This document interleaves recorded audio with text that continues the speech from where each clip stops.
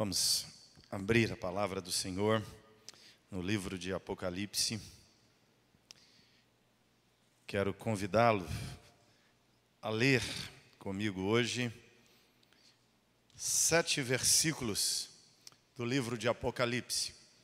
Nós vamos, à medida que formos lendo, já também meditando em cada um deles. Apocalipse capítulo 1 é o primeiro destes versículos. Nós vamos tratar nesta noite de um tema específico dentro de Apocalipse.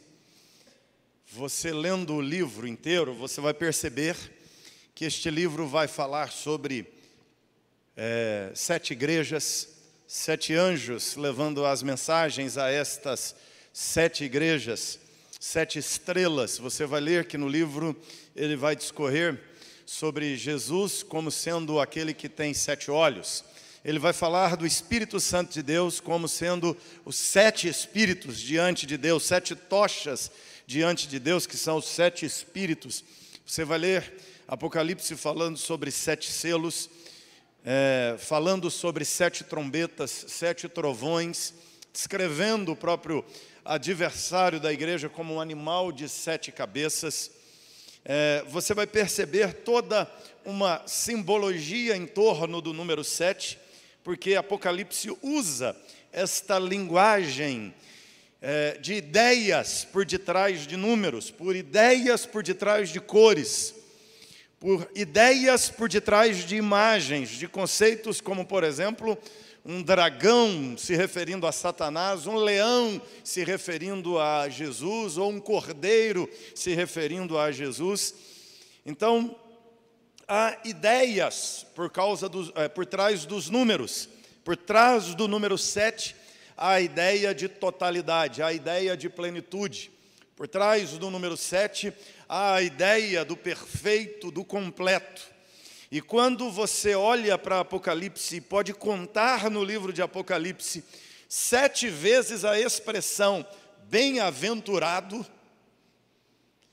Jesus está nos falando acerca de uma felicidade plena, da felicidade completa, da felicidade absoluta, da felicidade verdadeira, da felicidade perfeita.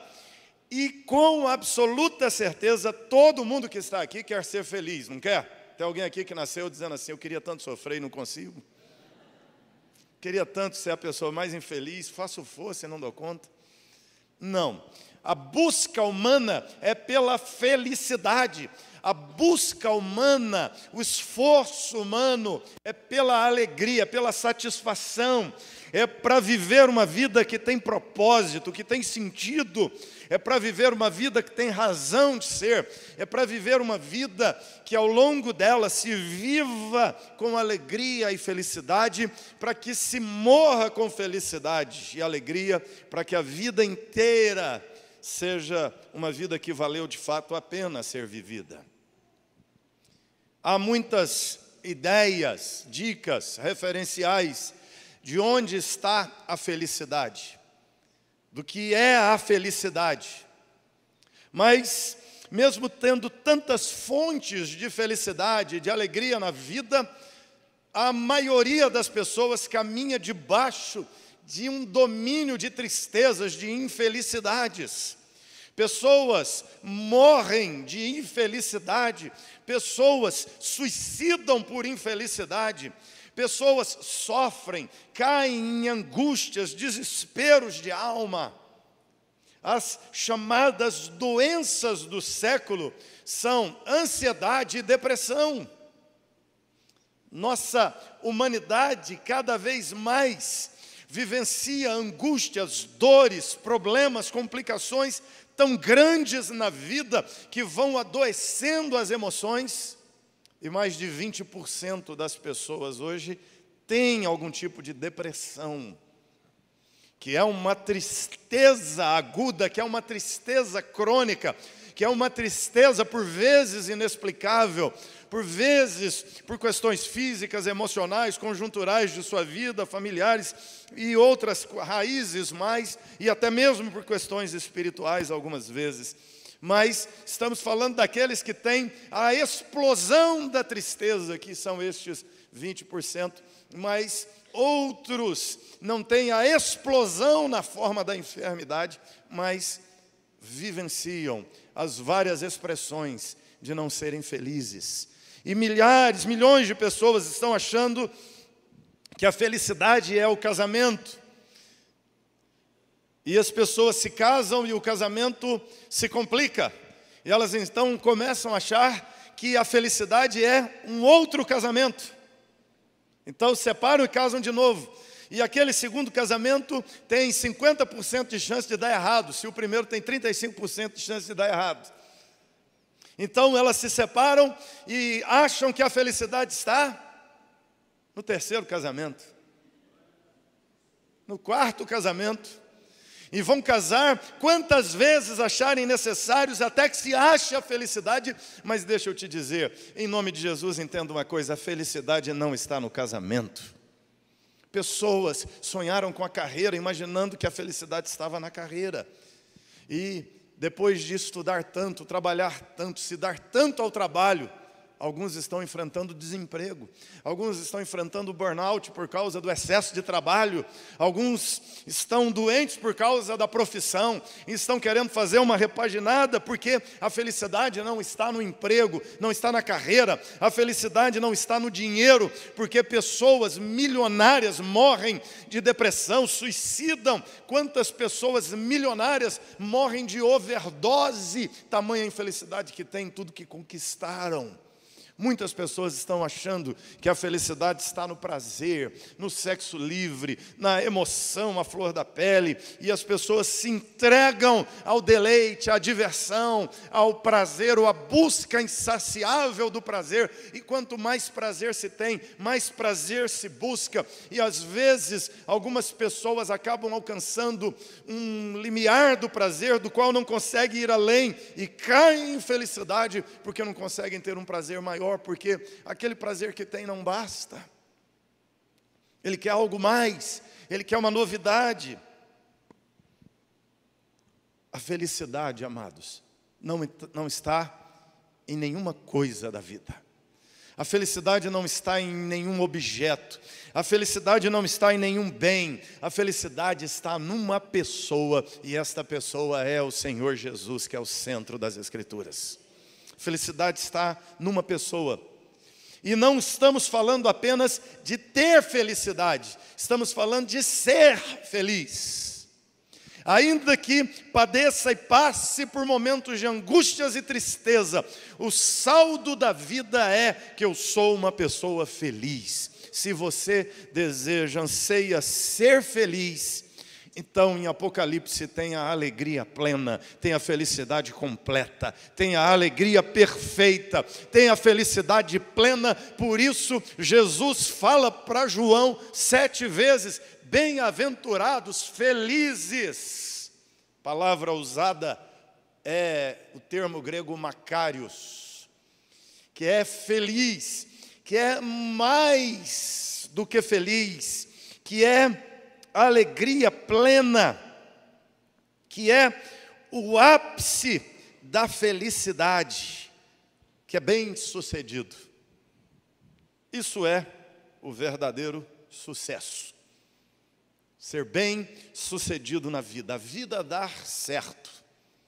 Vamos ler então quais são as 7 expressões da felicidade que o Senhor Jesus fala para João, e João registra para nós como igreja de Cristo Jesus. Em primeiro lugar, Jesus fala com João, capítulo 1, versículo 3. Vamos lá, porque a mensagem você já sabe, tem 7 pontos. Se com 3 a pastorzada já vai além, estica, né? A gente já estica com 3, típico do sermão presbiteriano, mas hoje é o dobro mais 1. Então, vamos rápido aqui. Bem-aventurados, vamos ler juntos? Bem-aventurados aqueles que leem, aqueles que ouvem as palavras da profecia e guardam as coisas nela escritas, pois o tempo está próximo. Primeira bem-aventurança que Jesus entrega a João é: felizes são aqueles que leem e aqueles que ouvem a leitura da palavra. Primeira fonte de felicidade, segundo Jesus, está em fazer a leitura e em ouvir a leitura das Sagradas Escrituras. Aqui a ideia de ler não é bem a ideia da leitura só em casa, quando você faz a leitura devocional sozinho. A ideia aqui é da leitura como nós fizemos agora, a leitura audível. Bem-aventurado é aquele indivíduo que pega a palavra e lê diante das pessoas. Bem-aventurado é aquele indivíduo que está sentado aonde alguém está lendo a palavra e ouve a leitura daquilo que está sendo feito, aquela leitura da palavra que está sendo feita. Você está diante de uma bem-aventurança, que é estar no lugar onde a palavra de Deus é lida. Um dia, conversando com um indivíduo, ele falou assim: não gostei do culto da sua igreja. Eu falei: por quê? Ele falou: lê a Bíblia demais. Eu falei: ele não entendeu o que é o culto. É exatamente para isso o culto. Você quer um culto inútil? É um culto onde a palavra de Deus não é lida. É um culto onde as palavras da profecia não são lidas, onde as verdades escriturísticas não são pronunciadas. João está aqui recebendo de Jesus uma indicação: bem-aventurados, felizes são aqueles que leem, ouvem as palavras da profecia. Felizes são aqueles que leem Êxodo, que leem Gênesis, que leem Levítico. Felizes são aqueles que leem Isaías, Jeremias, os Salmos, Provérbios, Cantares, Salomão. Felizes são os que leem Zacarias, Malaquias, Ageu, Daniel, Osé, Joel. Felizes são os que leem Mateus, Marcos, Lucas, João, Romanos, Coríntios. Felizes são os que escutam a leitura de Colossenses, Tessalonicenses. Felizes são aqueles que leem e que ouvem a leitura de Apocalipse. A felicidade está na leitura da palavra de Deus. A Bíblia nos conta a história dos dias do rei Ezequias. Nos dias do rei Ezequias, é interessante porque ele reabre o templo de Jerusalém. E quando ele reabre o templo, recupera nas ruínas ou nos escombros ali do templo que precisava de uma reforma, eles descobrem os livros da lei, a Sagrada Escritura, o Velho Testamento. Eles descobrem ainda o Velho Testamento não completo, mas já aquela primeira parte, o Pentateuco, alguns outros escritos dos juízes, eles descobrem aquela parte da Escritura que naqueles dias era a Bíblia deles. A Bíblia ainda está sendo formada, mas eles já descobrem aquela parte do registro da revelação divina que já estava pronta.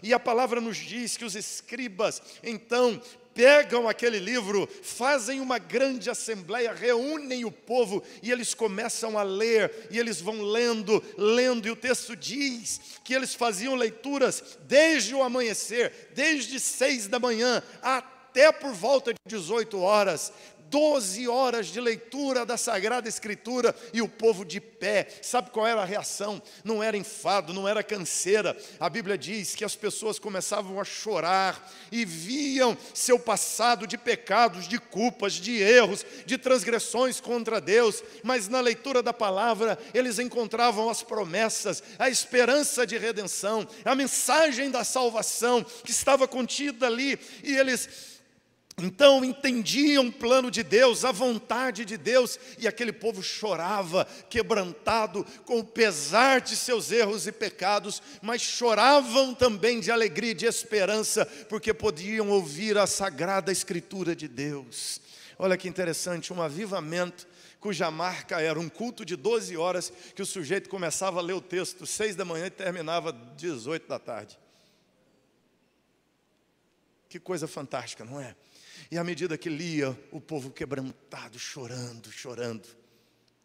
Bem-aventurados, felizes são os que leem e os que ouvem a leitura, o pronunciamento da palavra de Deus. Isso é algo precioso, irmãos. A exposição da Escritura é um tesouro, é um bem precioso. À medida que vamos lendo e expondo, é precioso, mas já a leitura te transforma num bem-aventurado. Já a audição da Escritura te transforma num bem-aventurado. É assim, essa palavra é viva, essa palavra da profecia é poderosa para impactar mentes e corações. Essa palavra é extraordinária. Por vezes, nós separamos textos da Escritura para ler, e algumas vezes nós, enquanto lemos, vamos observando a reação das pessoas à leitura da palavra. Uma vez eu estava lendo no culto, o texto de Tiago, no comecinho do texto de Tiago, quando Tiago diz: para você não ficar triste quando você passa por muitas angústias e tribulações. Ele diz: tende por motivo de toda a vossa alegria o passardes por várias tribulações. Olha que texto estranho, né? Tenha por motivo de alegria passar por provações, tribulações, angústias. E eu achei interessante que quando eu li esse texto, eu levantei os olhos enquanto falava essa parte da Escritura. Tinha um sujeito sentado na primeira cadeira. Quando eu li o texto, ele desabou a chorar, porque estava passando por muitas provações. Estava triste, estava revoltado. Quando ele ouviu a palavra de Deus, a palavra disse para ele: tenha por motivo de toda a tua alegria estar do jeito que você está hoje. Porque através da provação, Deus vai te aprovar, Deus vai te aperfeiçoar. Você exercitará a fé e Deus irá intervir no meio da tua provação e angústia. Ele entendeu essas coisas. Eu estava lendo só para chamar para um momento de oração. E é interessante, na leitura, o irmão quebrantado é bem-aventurado.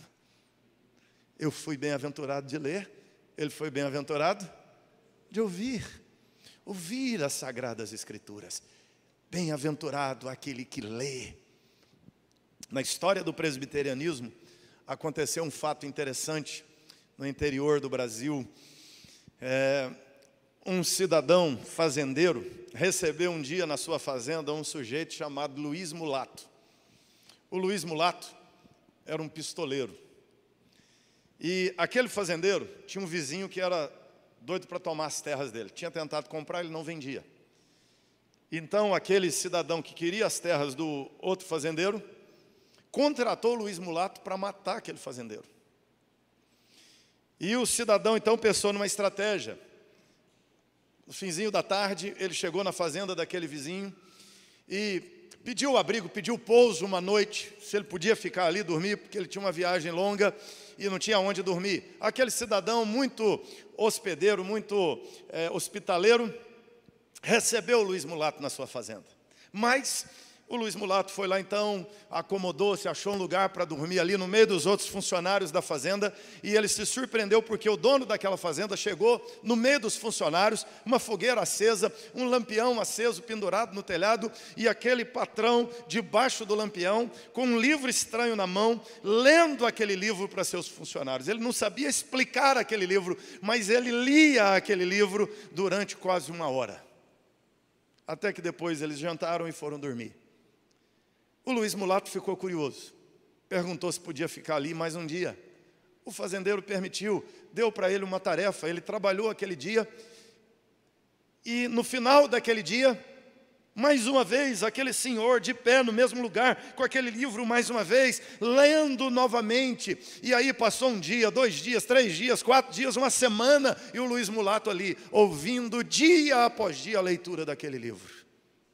Até que um dia ele chamou aquele fazendeiro e disse: olha, eu queria dizer uma coisa para o senhor.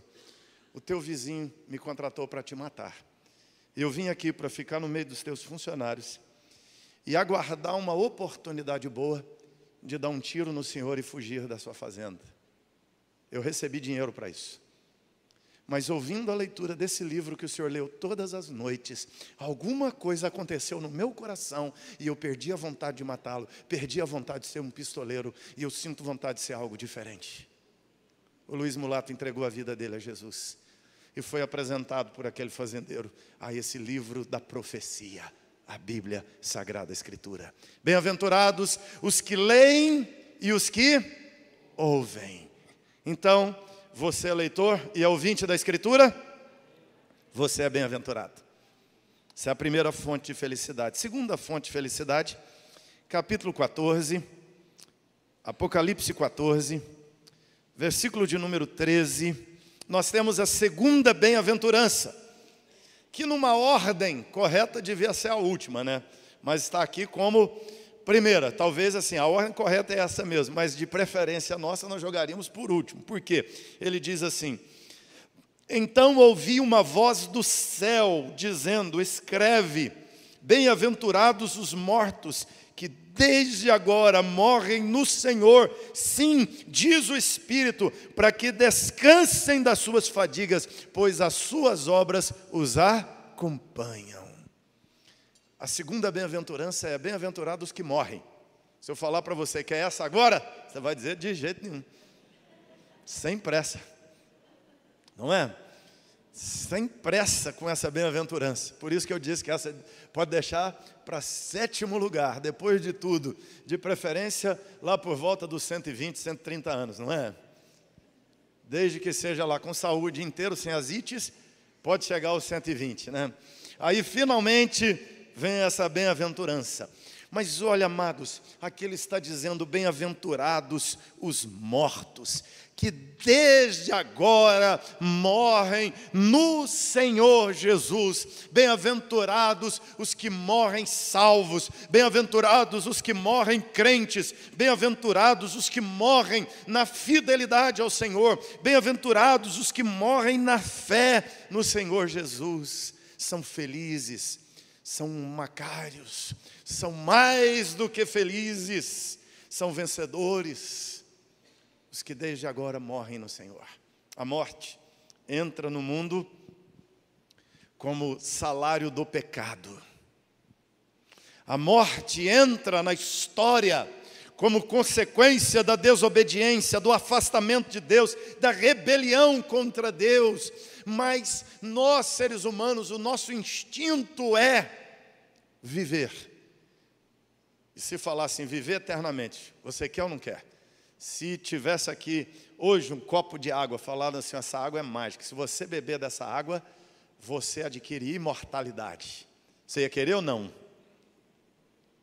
Porque nenhum de nós foi feito para a morte. A morte entra como intrusa, e a morte sempre vai nos doer. A nossa própria morte, a morte de alguém querido, a morte de um filho, a morte de um pai, a morte da mãe, a morte de um cônjuge, a morte de um grande amigo, dói, machuca a alma, porque a morte vem como intrusa. Nós não aspiramos, nós não fomos criados para a morte, fomos criados para a vida, mas a morte entra como consequência do pecado, porque somos pecadores, nós morremos. A lei é clara e diz: a alma que pecar, esta morrerá.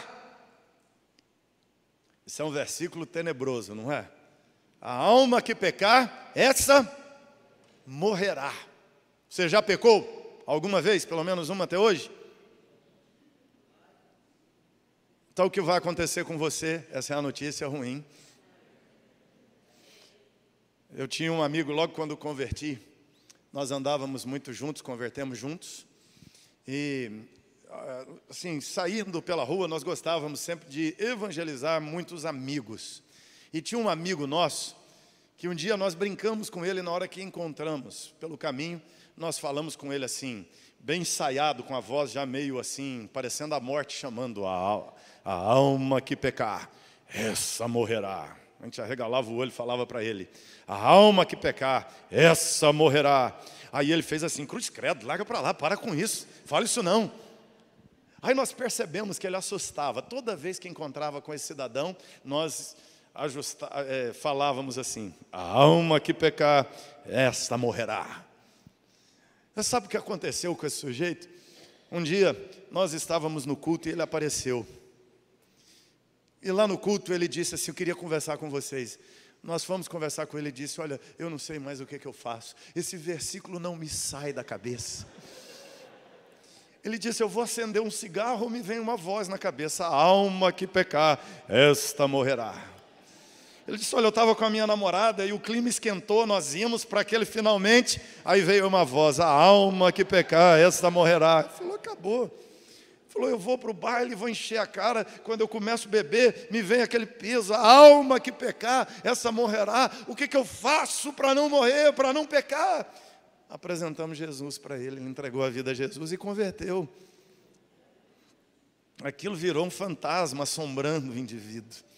Mas é isso mesmo, a morte é esse fantasma que nos assombra, que nos aterroriza. A morte dói, a morte angustia, até mesmo nesses povos que você vê às vezes meio estranho, não é? Quando morre alguém, eles fazem o funeral cantando, dançando, já viu? A turma carrega o caixão, dançando, fazendo uma festa. Algumas culturas é assim que se faz um funeral, mas aquilo lá é um artifício psicológico para não doer, para tentar desviar a dor. Eles riem, eles cantam e dançam no funeral para fingir que não é um momento triste, sim um momento de alegria, mas eles cantam e dançam de dor e não de alegria, porque a morte dói. Mas aqui ele está dizendo que bem-aventurado é aquele que quando morre no Senhor Jesus, porque a morte deixou de ser a punição do pecado, a morte deixou de ser o castigo da alma que pecou, e a morte agora foi transformada pelo Senhor no descanso daquele que vai ressuscitar com Cristo Jesus. Por isso que ele diz: bem-aventurados são os que morrem no Senhor. A morte deixou de ser para você uma punição por tua pecaminosidade e virou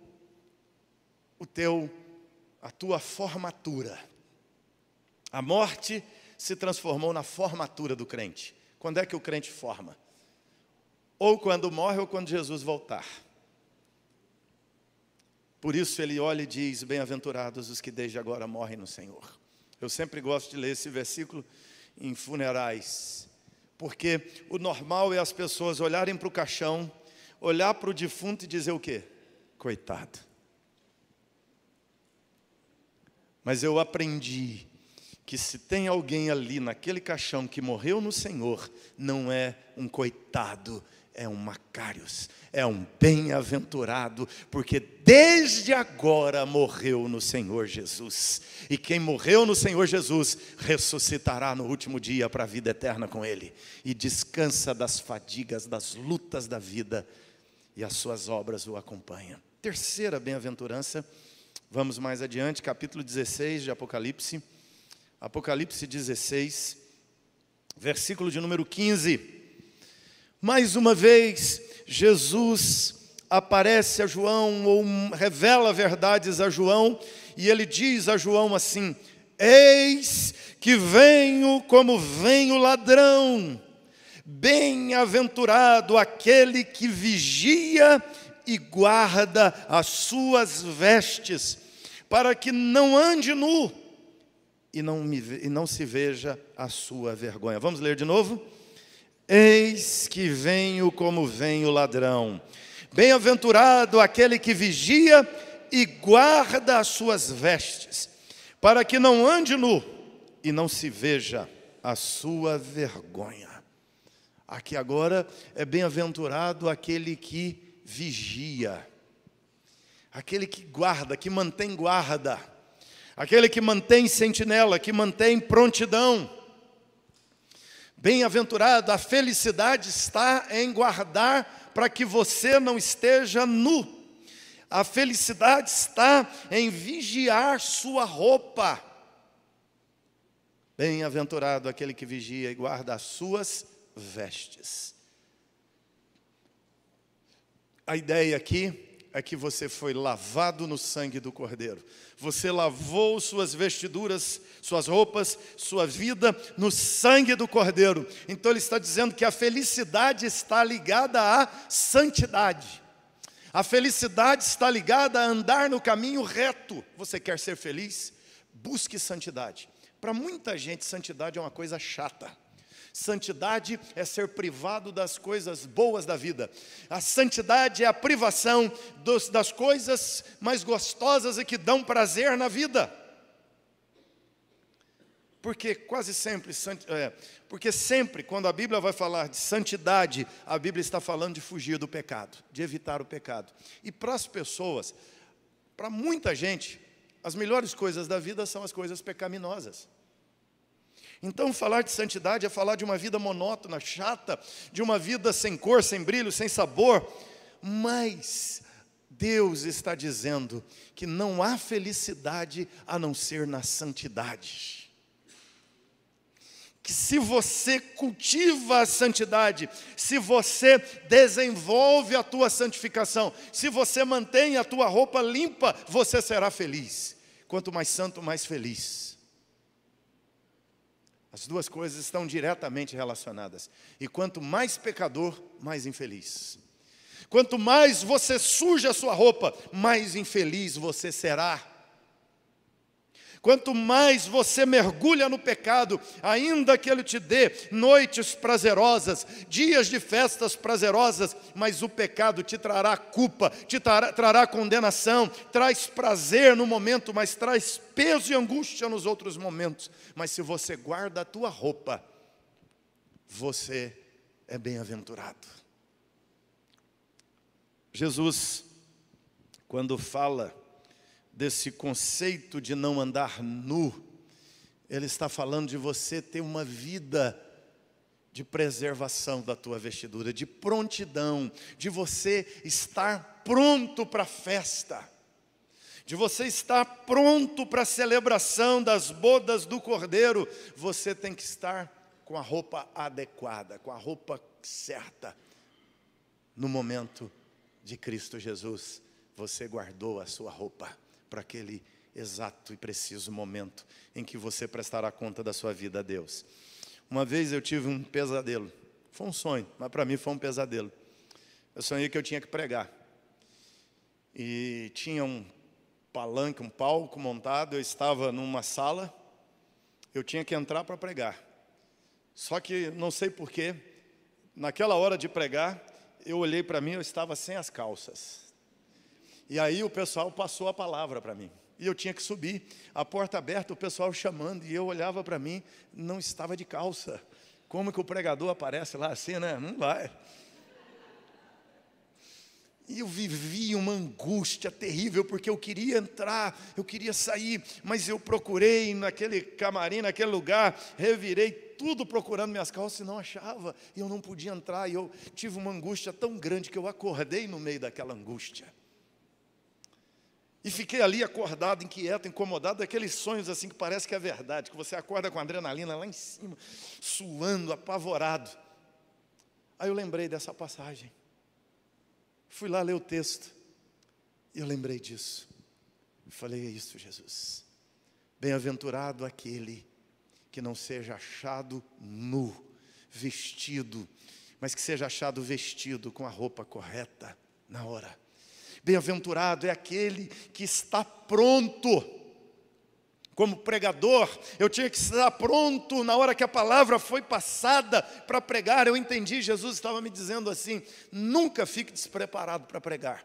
Nunca esteja inadequado para a pregação. Mas mais do que isso, Jesus estava dizendo, nunca ande nu na tua vida. Não ande desprevenido, guarde a tua vida, guarde a tua roupa, guarde a tua veste. Meu amado, o que ele está dizendo é bem-aventurado, feliz aquele que quando for achado, não seja achado nu, porque está em pleno adultério, porque seus negócios foram em cima de mentiras, falcatruas. Bem-aventurado é aquele que não foi desvestido, que não estava nu, porque a sua trajetória é de infidelidade, é de violência, é de amargura, é de ódio. Bem-aventurado aquele que estava vestido e não nu. Guarda a sua roupa, guarda a tua vida. A felicidade está em vigiar e guardar as tuas vestes, para que você não ande nu e a tua vergonha seja exposta. Feliz é aquele que não vive com pecados escondidos, varridos para debaixo do tapete. Feliz é aquele que não tem um escombro, que não tem um submundo, uma vida paralela. Feliz é aquele que a vida que ele tem é essa vida que ele mostra. É essa roupa. Ele não está nu, ele está vestido. Quarta bem-aventurança, vamos lá. Capítulo 19 de Apocalipse. Versículo 9. É uma continuação dessa ideia da roupa.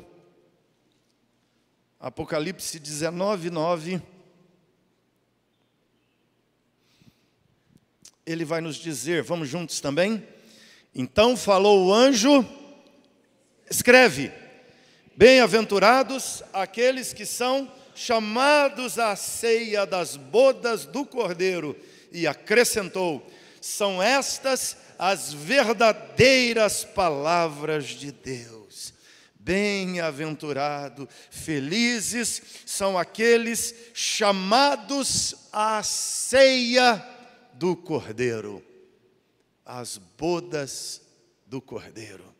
Bodas, casamento. Felizes são aqueles que são chamados para a festa do casamento do Cordeiro.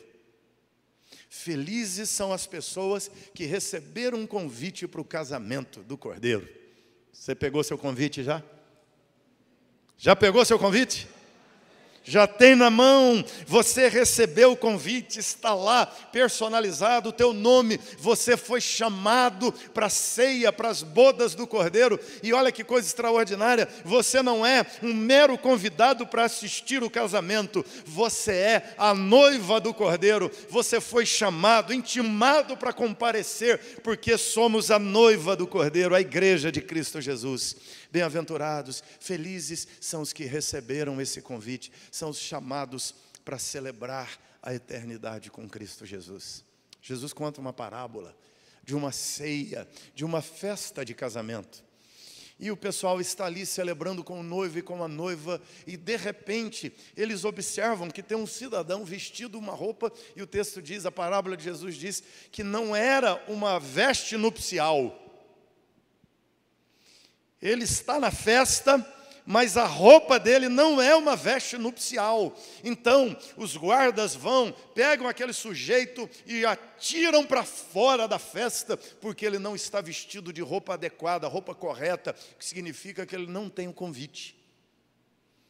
Porque já naqueles dias, quando se recebia um convite das festas nupciais, já se indicava qual era a roupa para ser usada. A roupa de festa nupcial. A roupa própria para uma festa nupcial. Assim como o noivo tem a roupa, a noiva tem a roupa, os convidados tinham sua roupa, e quando eles observam que a roupa daquele indivíduo destoa da roupa de todos os outros que estão ali, de fato convidados para a festa, ele é amarrado e jogado fora, e Jesus diz, ali haverá choro e ranger de dente, porque ele não é convidado para a festa.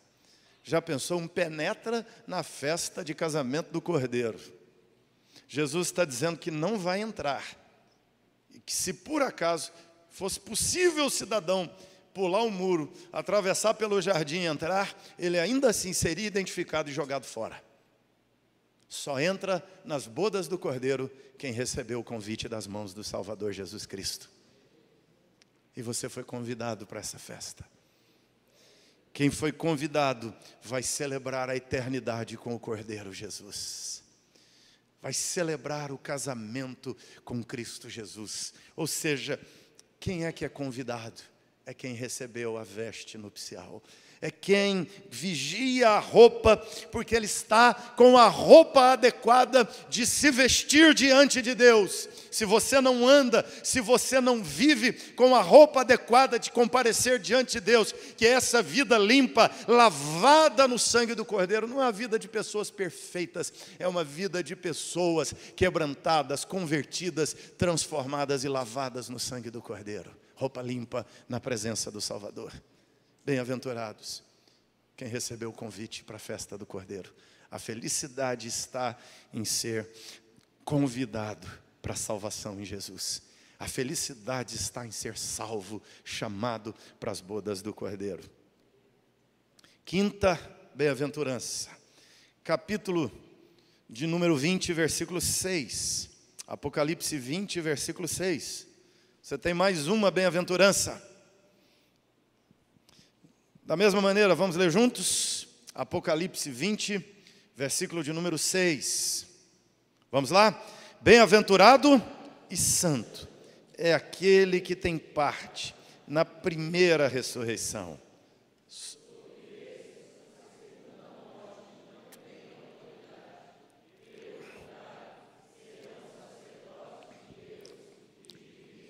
E reinarão com ele os 1000 anos.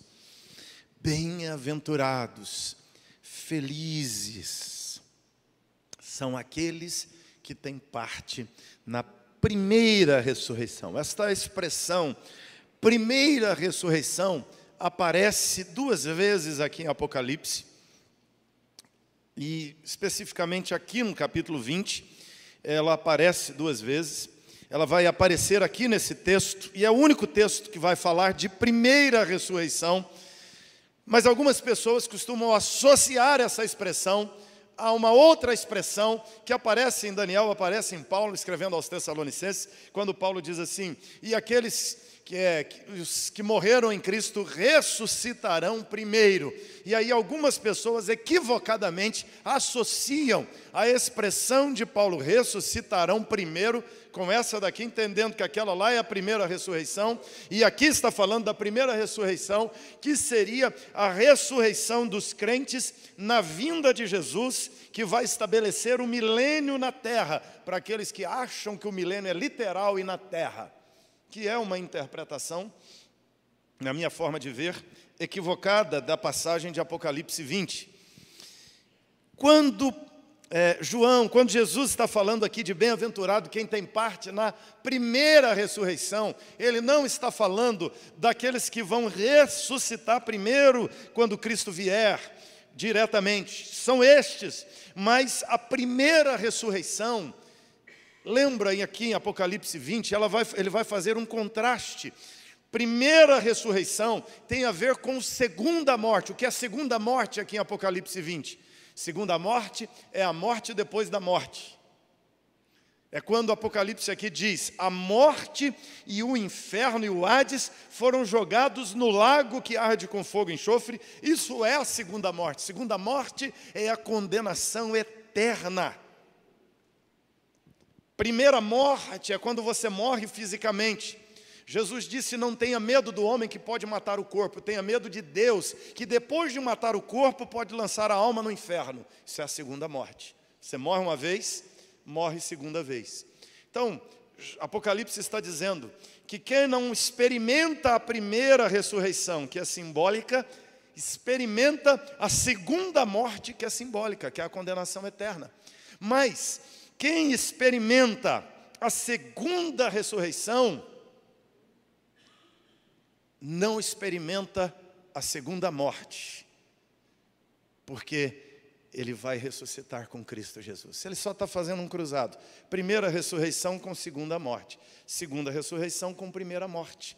Ou seja, aqueles que experimentam a segunda ressurreição vencem a primeira morte, que é a morte física. Aqueles que experimentam a primeira ressurreição vencem a segunda morte, que é a condenação ao inferno.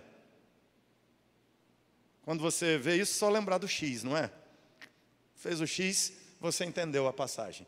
Primeira ressurreição venceu a segunda morte. Segunda ressurreição venceu a primeira morte, que é a morte física. O que Jesus está falando a João é o que ele disse através de Paulo. Paulo escrevendo a segunda carta aos irmãos de Éfeso, ele disse que nós estávamos mortos nos nossos delitos e pecados, mas Deus em Cristo Jesus nos ressuscitou. Salvação é ressurreição. Salvação é a primeira ressurreição. Quando você converteu, você estava morto nos delitos e pecados, mas Deus te resgatou da morte do pecado e te deu vida nova em Cristo Jesus, e você experimentou a primeira ressurreição. Bem-aventurado é quem tem parte na primeira ressurreição. Bem-aventurado é quem converte. Bem-aventurado é quem nasce nasce de novo, bem-aventurado é quem é regenerado, bem-aventurado é quem se quebranta, é quem se arrependeu do seu pecado, bem-aventurado é quem encontrou Cristo Jesus e foi salvo pelo encontro com o Senhor Jesus. Você converteu, você é feliz. Você não converteu, você está na infelicidade, segundo a palavra de Deus. Felicidade tem a ver com conversão. Bem-aventurado é quem tem parte na primeira ressurreição. Ele diz, sobre estes a morte não tem, a segunda morte não tem autoridade. Vão morrer, poderão morrer fisicamente se Jesus não voltar enquanto estiverem vivos. Morrerão fisicamente, mas ressuscitarão de uma vez por todas com Cristo Jesus na eternidade.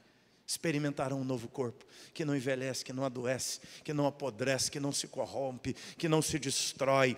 Viverão e serão, ele diz, sacerdotes de Deus e de Cristo, e reinarão com Cristo Jesus, porque experimentaram a primeira ressurreição.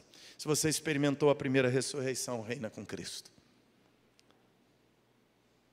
Vamos lá mais à frente. Sexta, penúltima, capítulo 22, Apocalipse 22. Passa a sua Bíblia um pouquinho para frente. Versículo de número 7 de Apocalipse 22. E as duas últimas estão aqui no capítulo 22. Ele diz agora, vamos juntos também? Eis que venho sem demora. Bem-aventurado aquele que guarda as palavras da profecia desse livro. Agora ele vai complementar aquela primeira bem-aventurança. É bem-aventurado, é feliz quem ouve, é feliz quem lê. Mas a felicidade não está só na mera leitura da Bíblia. A felicidade não está em meramente conhecer a Bíblia, conhecer a teologia. A felicidade não está em ser um mero estudante da Escritura. A felicidade está em ler, ouvir e guardar, obedecer às Escrituras sagradas. Agora ele fecha. Lá ele já havia dito, bem-aventurados os que leem, ouvem e guardam. Aqui agora ele resgata aquele guardam e diz, bem-aventurados os que obedecem à palavra de Deus. Felicidade, gente, tem a ver com obediência à Sagrada Escritura. Felicidade tem a ver com alinhar sua vida às Sagradas Escrituras.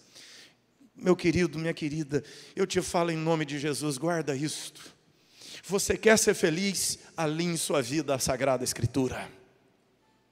Não desvie da palavra de Deus, obedeça à lei de Deus. A felicidade, Deus encherá teu coração dela, ainda que você sofra, ainda que haja perseguições, ainda que você seja torturado, como você vai ler na própria Escritura, você vai perceber Estevão sendo apedrejado, perseguido, odiado, mas Estevão morre vendo o céu aberto, Jesus de pé para recebê-lo na glória, e ele morre perdoando as pessoas que o mataram. Quer felicidade maior do que isso? Isso é verdadeira felicidade, que nem a morte pode roubar. Felicidade que a morte sua ou de alguém querido não vai roubar de você, porque você obedece à palavra de Deus. Felicidade que perder dinheiro, que perder cônjuge, que perder emprego, nada vai roubar de você, porque a verdadeira felicidade está nele, na obediência à palavra dele. Jesus disse, quem ouve as minhas palavras e não as pratica, é como quem edificou a sua casa sobre areia, bonita, na beirada da praia, quase dentro do mar. Você acorda de manhã e mergulha no mar. Maravilhosa a casa, na areia. Mas o problema é, Jesus disse, caiu a chuva, sopraram os ventos, transbordaram os rios, deram com ímpeto contra aquela casinha na praia, casa maravilhosa, e ela não suportou a tempestade e caiu, porque não tinha fundamentos. Foi grande a ruína daquele cidadão, daquela cidadã, daquela família, daquela civilização, daquela sociedade. Foi grande a ruína daquele povo, porque edificou uma casa na areia. A vida é uma casa edificada na areia. Agora Jesus disse, mas aqueles que ouvem a minha palavra e a praticam.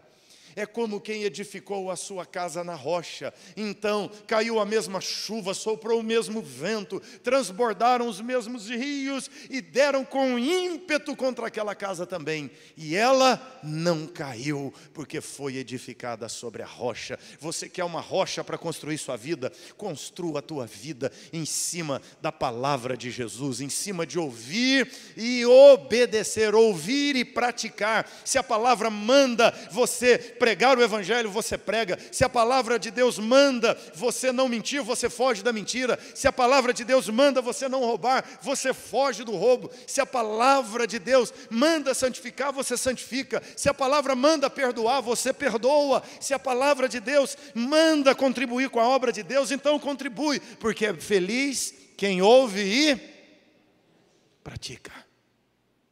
Felicidade não é só ouvir, felicidade é ouvir e praticar o que Jesus mandou. Faz o que Jesus mandou. Tinha um amigo, um vizinho, que ele comprou um lote, e ele ficou tão entusiasmado com o lote que ele comprou, que ele passou, logo depois de assinar o contrato, numa loja de material de construção, e ele comprou toda a tinta, a massa corrida, as lixas e as coisas de pintar a casa. E foi para casa, gastou uma nota. Ele não tinha nem a casa ainda, já comprou material de pintura. E ele nem sabia em quantos anos ele poderia construir. Talvez quando terminasse de construir, a tinta já venceu, saiu de moda. Ele nem ia usar, jogou dinheiro fora, talvez. Muitas pessoas estão construindo suas casas, preocupados com o acabamento, com o visual externo. Mas você deveria construir sua casa preocupado com o alicerce. Construa teu casamento preocupado com alicerce. Construa teus negócios, tua empresa preocupado com alicerce. Ouvir e obedecer a palavra de Deus.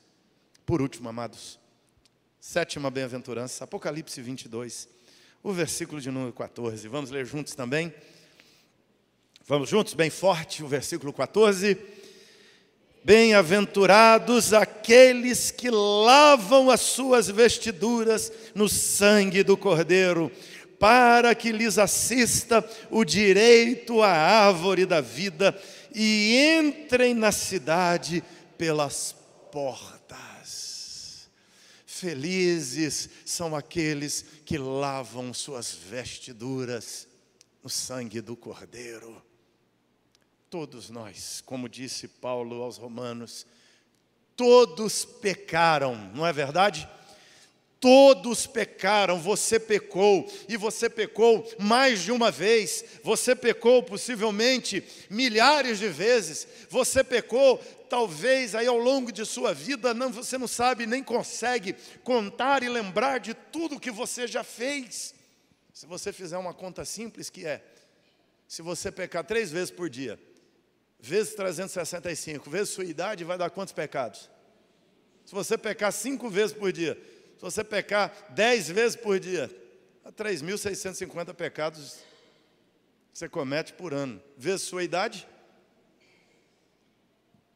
você está sujo, contaminado, não tem jeito de você se salvar, não tem boa obra suficiente que você faça para compensar todos os pecados que você cometeu. Você tem uma dívida que você não pode pagar, você não pode compensar com bondade, porque você não tem uma vida suficiente para praticar um tanto de bondade que compense o tanto de erro, de afronta, de equívocos que você cometeu contra a santidade de Deus. Mas a palavra de Deus nos fala que um dia, perante o tribunal de Cristo Jesus, quando todas as acusações são apresentadas, os teus 70 mil, 80 mil, 100 mil pecados, seja lá se foi 1 milhão de pecados, os mais terríveis, os mais graves, os mais condenativos que o diabo puder nomear diante de Deus, mas naquele dia a palavra de Deus nos diz que Jesus levantou-se à destra de Deus e disse: eu lavei esse homem, eu lavei essa mulher no meu sangue, eu morri por ele, eu morri por ela, está limpo, está apagado, está salvo, está perdoado, a obra está completamente feita a nosso favor na cruz de Cristo. limpo, perdoado. Paulo diz: nenhuma condenação há para os que estão em Cristo Jesus, porque lavaram suas roupas no sangue do Cordeiro. A felicidade está em você ser perdoado, ser lavado, em você encontrar Jesus na sua vida. A felicidade está numa pessoa, Jesus.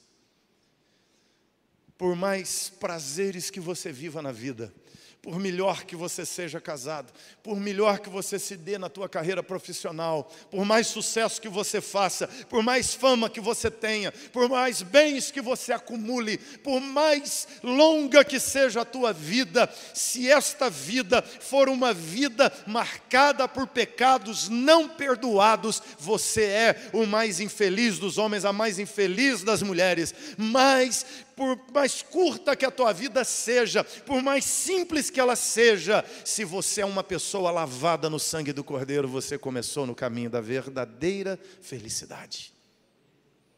Porque quem tem a roupa lavada no sangue do Cordeiro, o texto diz, lhes assistirá o direito à árvore da vida. Lembre-se, a Bíblia começa com uma árvore. A árvore da vida, da qual o homem comia e tinha imortalidade. Mas o homem, desobedecendo Deus, comeu da árvore do conhecimento do bem e do mal, se rebelou contra o Senhor, caiu no pecado e trouxe-nos todas as misérias que vivemos hoje, todo desequilíbrio, toda desigualdade, toda injustiça que vivenciamos hoje. Tudo vem da gênese, da queda de Adão e Eva.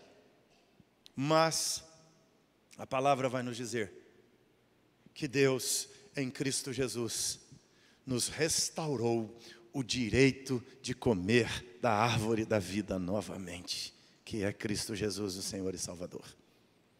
Lhes assistirá o direito de comer da árvore da vida e entrar na cidade pela porta.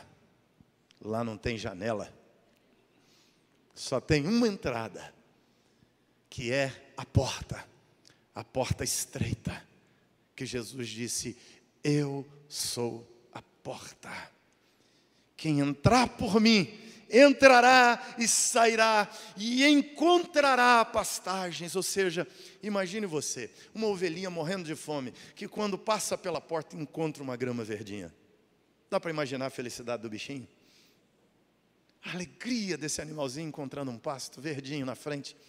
Jesus está dizendo que se você se permitir ser ovelha dele, entrar pela porta que é ele, o que você precisa para a vida, o que você precisa para a tua felicidade, você encontrará nele.